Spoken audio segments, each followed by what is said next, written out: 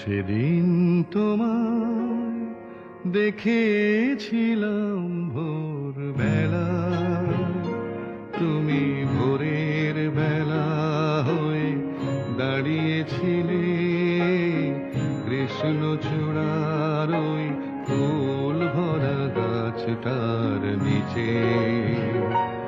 আমি কৃষ্ণচূড়ার সেই স্বপ্নকে আহা দু চোখ ভরে দেখে নিলাম।